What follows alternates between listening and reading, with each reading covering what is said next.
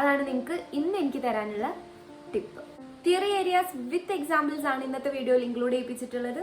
Video മുഴുവനായിട്ട് കാണാം, എന്നാൽ മാത്രമേ ഓരോ കൺസെപ്റ്റും ക്ലിയർ ആയിട്ട് മനസ്സിലാവുള്ളൂ.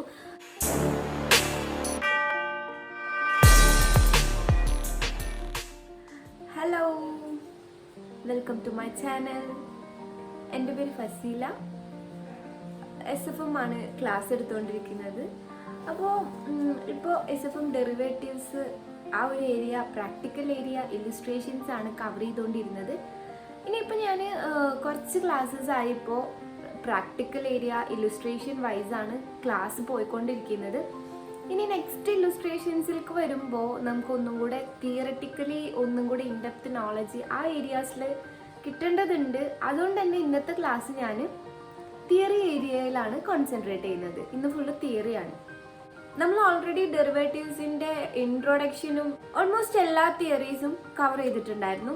പക്ഷെ ഞാൻ അവിടെ പെൻഡിങ് വെച്ചത് അവിടെ 2 ഡെറിവേറ്റീവ്സിനെ പറ്റിയിട്ടാണ് നമ്മൾ ഡിസ്കസ് ചെയ്തിട്ടുണ്ടായിരുന്നത്. There are 4 types of derivatives, that is future, forward, option and swaption. അതിൽ ഫോർവേഡും ഫ്യൂച്ചറും ഏകദേശം ഞാൻ ഓളി കവർ ചെയ്തിട്ടുണ്ട്. അതിൽ ഇനി നമുക്ക് പറയാനുള്ളത് ഓപ്ഷൻ കോൺട്രാക്റ്റിനെ പറ്റിയിട്ടാണ്. അപ്പോൾ ആ ഓപ്ഷൻ കോൺട്രാക്റ്റ് തന്നെയാണ് ഇന്ന് നമ്മൾ ഡിസ്കസ് ചെയ്യുന്നത്. എൻ്റെ SFM ഇൻട്രൊഡക്ഷൻ വീഡിയോയിൽ ഞാൻ തിയറി ഓൾമോസ്റ്റ് കവർ ചെയ്തിട്ടുണ്ട്. അതിൽ ഞാൻ ഡെറിവേറ്റീവ്സ് എന്താണ്, ഫ്യൂച്ചർ എന്താണ്, ഓപ്ഷൻ എന്താണെന്നൊക്കെ ഡീറ്റെയിൽ ആയിട്ട് എക്സ്പ്ലെയിൻ ചെയ്യുന്നുണ്ട്. ആ വീഡിയോ കണ്ടിട്ടില്ലാത്തവർ ആ വീഡിയോ പോയി കാണാം. ഡിസ്ക്രിപ്ഷനിൽ ഞാൻ ലിങ്ക് കൊടുക്കുന്നുണ്ട്. പിന്നെ വേറൊരു കാര്യം എന്താണെന്ന് വെച്ചാൽ, ചാനൽ ആദ്യമായിട്ടാണ് കാണുന്നതെന്നുണ്ടെങ്കിൽ please subscribe my channel. Notification button enable ചെയ്ത് വെക്കുക. വീഡിയോസ് നിങ്ങൾക്ക് അപ്ലോഡ് ചെയ്താൽ തന്നെ നോട്ടിഫിക്കേഷൻ കിട്ടും. Once again, welcome to my channel. Let's move on to the classes.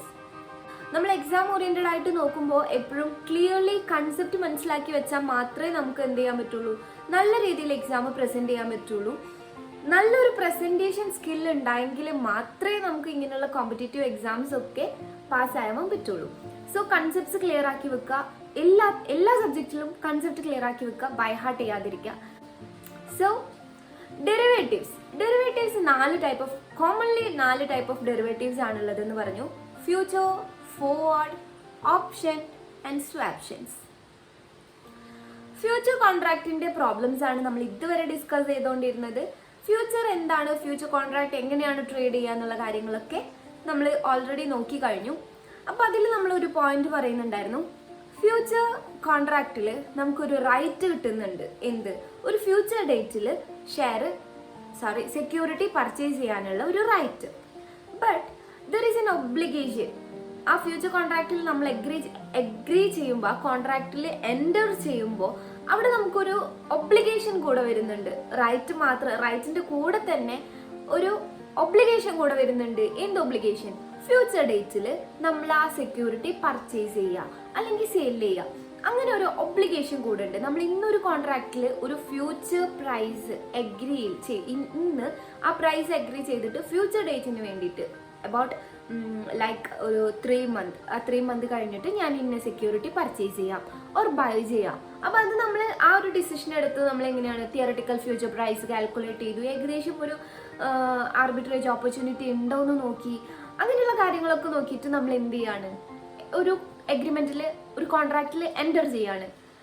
നമ്മൾ എന്ത് ചെയ്യാം, ആഫ്റ്റർ 3 month ഞാൻ ഈ സെക്യൂരിറ്റി പർച്ചേസ് ചെയ്യാം എന്നുള്ളത്. അങ്ങനെ ഒരു റൈറ്റും ഒബ്ലിഗേഷനും ഉള്ള കോൺട്രാക്ട്സ് ആണ് ഫ്യൂച്ചർ കോൺട്രാക്ട് എന്ന് പറയുന്നത്. There is an obligation to buy the security or sell the security. Next നമ്മൾ നോക്കുന്നത് ഓപ്ഷൻ കോൺട്രാക്ട്സ് ആണ്. ഓപ്ഷൻ കോൺട്രാക്റ്റിൽ we have an option to buy or sell a security in a future date at specified time or at specified quantity at specified price. Option കോൺട്രാക്റ്റിന്റെ definition തന്നെ അങ്ങനെയാണ് വരുന്നത്. It is a contract between option buyer and seller in which the option buyer get an opportunity or right to purchase or sell a specified quantity of security or asset at a specified price at a specified time from option seller. അതായത് ഒരു specified asset ഒരു specified ടൈമിൽ specified quantity ഒരു സെല്ലറിൽ നിന്ന് വാങ്ങിക്കാനുള്ള option. There is no obligation to buy the security. അവിടെ നമുക്കൊരു ഒബ്ലിഗേഷൻ വരുന്നില്ല, നമുക്ക് റൈറ്റ് ആണ്, ഒരു ഓപ്ഷൻ ആണ്. നമുക്ക് വേണമെങ്കിൽ പർച്ചേസ് ചെയ്യാം, അല്ലെങ്കിൽ വേണ്ട. അപ് ടു അവർ ഡിസിഷൻ ആണ്. നമ്മൾ ആ ഒരു എഗ്രിമെന്റിൽ എൻ്റർ ചെയ്തു എന്ന് വെച്ചിട്ട് നമ്മളത് ഒബ്ലിഗേറ്റഡ് ആവുന്നില്ല അവിടെ സെക്യൂരിറ്റി പർച്ചേസ് ചെയ്യാൻ വേണ്ടിയിട്ട്. അങ്ങനെ ഒരു റൈറ്റ് ആണ് ഈ ഓപ്ഷൻ കോൺട്രാക്ട് നമുക്ക് തരുന്നത്. There are 2 types of options, that is call option and put option. നമുക്കിതിൻ്റെ ഒരു എക്സാമ്പിൾ നോക്കാം. റൈറ്റിംഗ് നോട്ട് ഞാൻ ഈ എക്സാമ്പിൾ പറഞ്ഞു കഴിഞ്ഞതിന് ശേഷം എനിക്ക് തരാം. എക്സ് എന്ന് പറഞ്ഞ ആള് ഒരു കോൺട്രാക്റ്റിൽ എൻ്റർ ചെയ്യാണ് വൈ എന്ന് പറഞ്ഞ ഒരാളായിട്ട്. ഒരു 6 month ഓർ ഏതെങ്കിലും ഒരു ഫ്യൂച്ചർ ഡേറ്റിൽ നിങ്ങളുടെ ഷെയർ ഞാൻ പർച്ചേസ് ചെയ്യാം. ഇപ്പോൾ കറൻ്റ്ലി ആ ഷെയറിൻ്റെ പ്രൈസ് 100 rupees ആണെന്നുണ്ടെങ്കിൽ ഇന്നൊരു പ്രൈസ് ഫിക്സ് ചെയ്യാണ്. എന്ത് 150 rupees ഞാൻ ആ ഷെയർ പർച്ചേസ് ചെയ്തോളാം എന്ന് വൈൻ്റെ അടുത്ത് ഒരു എഗ്രിമെന്റ് എൻ്റർ ചെയ്യാണ്. അപ്പോൾ സ്വാഭാവികമായിട്ടും 100 രൂപയുടെ ഷെയർ 150 രൂപക്ക് വാങ്ങിക്കോളാം എന്ന് പറയുമ്പോൾ ആ എക്സിന്റെ എക്സ്പെക്ടേഷൻ എന്താണ്? എന്തായാലും ഷെയർ പ്രൈസ് ഇൻക്രീസ് ചെയ്യും, മാർക്കറ്റ് വാല്യൂ ഇൻക്രീസ് ചെയ്യും. അതുകൊണ്ട് എനിക്ക് അതിൽ ഇപ്പോൾ ഇതിനേക്കാൾ ഈ 150-നേക്കാൾ മാർക്കറ്റ് പ്രൈസ് ഇൻക്രീസ് ചെയ്താൽ അതിൽ നിന്ന് എനിക്കൊരു ലാഭം കിട്ടും. ആ ഒരു ലാഭം കിട്ടാൻ വേണ്ടിയിട്ട് എന്തായാലും നമ്മൾ എക്സ്പെക്ട് ചെയ്യുക എന്താണ്? ആ ഒരു മാർക്കറ്റ് പ്രൈസ് ഇൻക്രീസ് ചെയ്യും എന്നുള്ള എക്സ്പെക്ടേഷൻ ആയിരിക്കും. At the same time Y എന്താണ് എക്സ്പെക്ട് ചെയ്യുന്നത്? മാർക്കറ്റ് ഫെയിൽ ആവും, അല്ലെങ്കിൽ മാർക്കറ്റ് പ്രൈസ് ഫോൾ ചെയ്യും. അങ്ങനെ നമുക്ക് അതിൽ നിന്നൊരു ലാഭം ഉണ്ടാക്കാം. ഇയാളിപ്പോൾ 150 ഒരു അബൌട്ട് 80 or 90 ആയാൽ ആ 150ക്ക് ഞാൻ ഷെയർ കൊടുക്കുമ്പോൾ എനിക്ക് ആ ഒരു അബൌട്ട് 60 or 50 rupees എന്താണ് പ്രോഫിറ്റ് കിട്ടും എന്നാണ് വൈ എക്സ്പെക്ട് ചെയ്യുന്നത് ആസ് എ സെല്ലർ. അപ്പോൾ അയാളാണ് call writer or call seller എന്ന് പറയുന്നത്. ഇവിടെ എക്സ് ആണ് ബയ്യോ ഓർ കോൾ ഹോൾഡർ. ഇവിടെ ഇവർ എക്സസൈസ് ചെയ്യാം, ആ ഒരു കോൺട്രാക്ട് എക്സസൈസ് ചെയ്യാം എന്ന് പറഞ്ഞ പ്രൈസ് ആണ് 150. ആ 150-നെ എക്സൈസ് പ്രൈസ് എന്നാണ് പറയാം. നമുക്ക് എക്സാമ്പിൾ റൈറ്റിംഗ് ആയിട്ട് നോക്കാം. അപ്പോൾ നമുക്ക് എക്സാമ്പിൾ നോക്കാം. അതായത് കോൾ ഓപ്ഷന്റെ എക്സാമ്പിൾസ് ആണ് നോക്കുന്നത്. എക്സ് എന്ന് പറഞ്ഞിട്ടുള്ള ഒരാള്, എക്സ് ആരാണ്? Buyer. X here is buyer. Y എന്ന് പറഞ്ഞിട്ടുള്ള ഒരാളുടെ കയ്യിൽ നിന്ന് സെക്യൂരിറ്റി വാങ്ങിക്കാനുള്ള ഒരു കോൺട്രാക്റ്റിൽ എൻ്റർ ചെയ്യാണ്. വൈ എന്ന് പറയുന്നത് സെല്ലർ ആണ്. ഓപ്ഷൻ കോൺട്രാക്റ്റിൽ പറയുമ്പോൾ ബയർ എന്ന് പറഞ്ഞ ടേമിന് പകരം കോൾ ഹോൾഡർ എന്നാണ് നമ്മൾ പറയുക. സെല്ലറിനെ കോൾ സെല്ലർ ഓർ റൈറ്റർ അങ്ങനെയാണ് നമ്മൾ പറയാം. അപ്പോൾ 100 rupees വാല്യൂ ഉള്ള കറന്റ് മാർക്കറ്റ് പ്രൈസ് ഉള്ള ഒരു ഷെയർ ആണ് ഈ എക്സ് വാങ്ങിക്കാൻ പോകുന്നത്. ആഫ്റ്റർ 6 months 150 rupeesന് ഈ ഷെയർ വാങ്ങാം എന്നുള്ള ഒരു അഗ്രിമെന്റിൽ ഈ എക്സും വൈയും അങ്ങനെ ഒരു കോൺട്രാക്റ്റിൽ എൻ്റർ ചെയ്യാണ്. അപ്പോൾ ഇവിടെ എന്താ സംഭവിക്കുന്നത് വെച്ചാൽ എക്സ് എക്സ്പെക്ട് ചെയ്യുന്നത് മാർക്കറ്റ് പ്രൈസ് ഇൻക്രീസ് ചെയ്യും, അങ്ങനെ അയാൾക്കൊരു പ്രോഫിറ്റ് ഉണ്ടാക്കാൻ പറ്റും എന്നാണ്. At the same time Y expect ചെയ്യുന്നത് മാർക്കറ്റ് ഫോൾ ചെയ്യും, അങ്ങനെ അയാൾക്കൊരു പ്രോഫിറ്റ് ഉണ്ടാക്കാൻ പറ്റും എന്നുള്ളതാണ്. ഇവിടെ നമുക്ക് കോൾ ഓപ്ഷൻ എന്ന് പറയുന്നത് X may buy 1 share of R from Y after 6 months at rupees 150. ഇങ്ങനൊരു കോൺട്രാക്റ്റിലാണ് ഇവർ എൻ്റർ ചെയ്യുന്നത്. ഇതിന് നമ്മൾ കോൾ ഓപ്ഷൻ എന്ന് പറയുന്നത് അല്ലെങ്കിൽ ഓപ്ഷൻ കോൺട്രാക്ട് എന്ന് പറയുന്നത് എന്താണ്? ഹിയർ മേ എന്ന് പറഞ്ഞിട്ടുള്ള ഒരു ടേം ആണ് അത് നമുക്ക് കാണിക്കുന്നത്. മേ എന്ന് പറയുന്നത് എക്സിന്റെ ഓപ്ഷൻ ആണ് വാങ്ങിക്കണോ വേണ്ടേ എന്നുള്ളത്. Buyer has an option to buy specified asset. ഏതാണ് asset? Share of R at specified quantity. അതെന്താണ്? ബൈ 1. അവിടെ 1 എന്ന് പറഞ്ഞതാണ് ഒരു ക്വാണ്ടിറ്റി. At specified time, that is after 6 months. At specified price, that is ₹150 from option seller. Here option seller is Y. അപ്പൊ നമ്മുടെ definition ഇവിടെ നമുക്ക് എന്താണ് ക്ലിയർ ആയിട്ട് ഈ ഒരു പോയിന്റിൽ നിന്ന് നമുക്ക് മനസ്സിലാവും.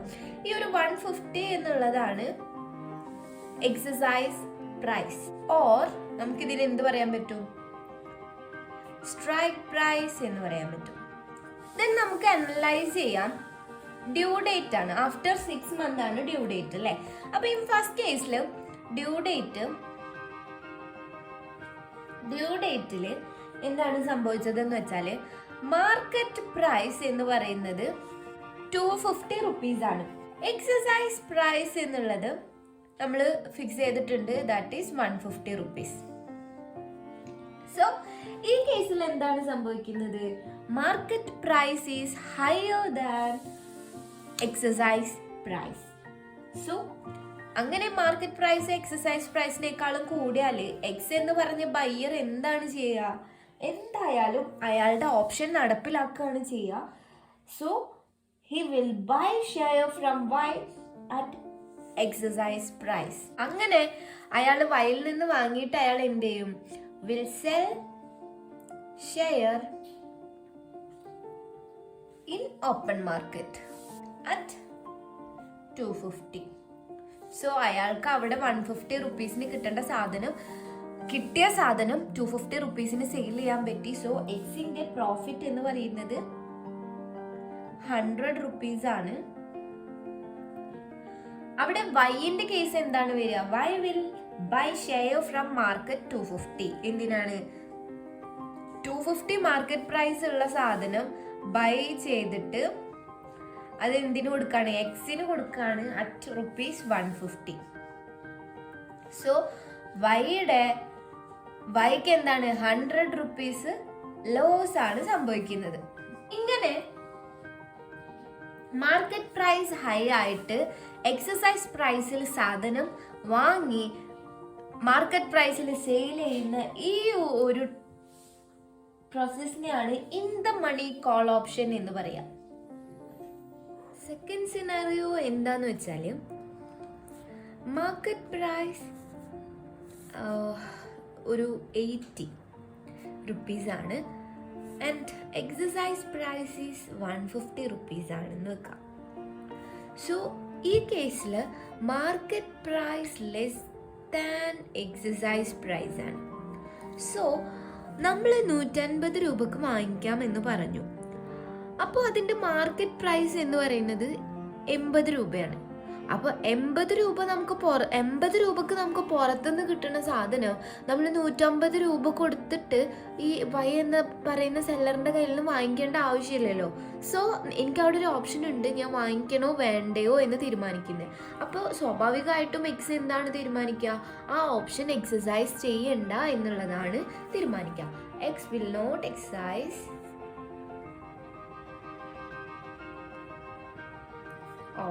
that option. X എന്ത് ചെയ്യും? will buy share from market. ഇങ്ങനെയുള്ള ഒരു സിനാറിയോ വരുമ്പോൾ അതിന് പറയുന്ന പേരാണ് out the money call option. That is market price is less than exercise price. Then third scenario is market price is 150. Exercise price is 150.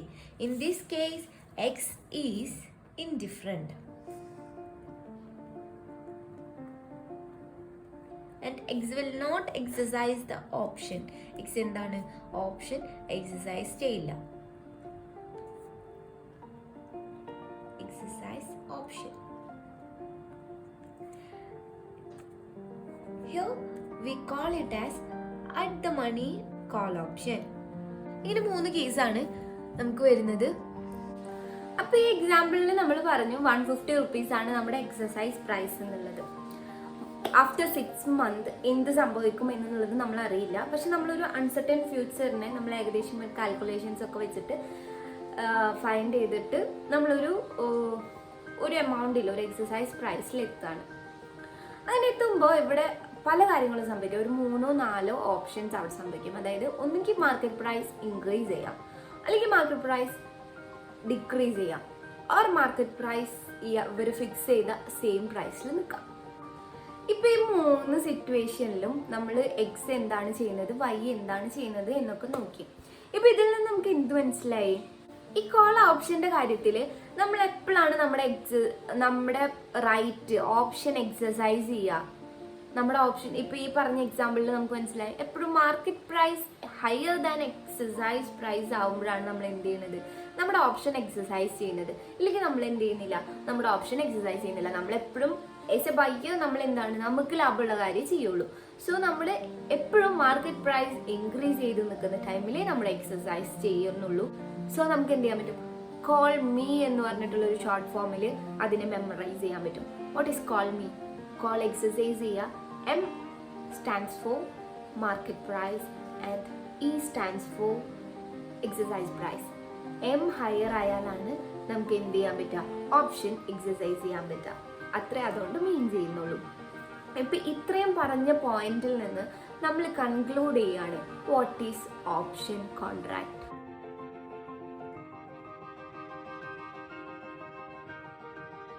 Option buyer has a right to buy or sell specified asset at a specified quantity, at a specified time, at a specified price from option seller. ഇവിടെ ഇങ്ങനെ purchase ചെയ്യുമ്പോൾ ഇതിൽ option സെല്ലർക്ക് എന്താണ്, എന്തായാലും obviously ഈ contract നമ്മൾ exercise ചെയ്തിട്ടില്ല എന്നുണ്ടെങ്കിൽ ഒബ്വിയസ്ലി ഈ ഇങ്ങനൊരു കോൺട്രാക്റ്റിൽ ഈ നമ്മുടെ പവർ എക്സസൈസ് ചെയ്തില്ല, അല്ലെ നമ്മുടെ ഓപ്ഷൻ എക്സസൈസ് ചെയ്തില്ല എന്നുണ്ടെങ്കിൽ ഒബ്വിയസ്ലി സെല്ലർക്ക് എന്താണ്, ഒരു ലോസ് ഉണ്ടാവാൻ സാധ്യത കൂടുതലാണ്. എപ്പോഴും മാർക്കറ്റ് പ്രൈസ് ഇൻക്രീസ് ആവണം എന്നില്ല, നമ്മൾ എക്സസൈസ് ചെയ്യണോ എന്നില്ല, നമ്മുടെ ഡിസിഷനാണ്. സോ അവിടെ ഒരു ലോസ് ഉണ്ടാവാനുള്ള പോസിബിലിറ്റി ഇൻക്രീസ് ആയി നിൽക്കുന്നത് കൊണ്ട് തന്നെ ഈ call writer or call seller എന്ത് ചെയ്യും, കോൾ ഹോൾഡറിൽ നിന്ന് ഒരു പ്രീമിയം കളക്ട് ചെയ്യും. അങ്ങനെ ഒരു പ്രീമിയം കളക്ട് ചെയ്യുന്നത് എന്തിനാണ്?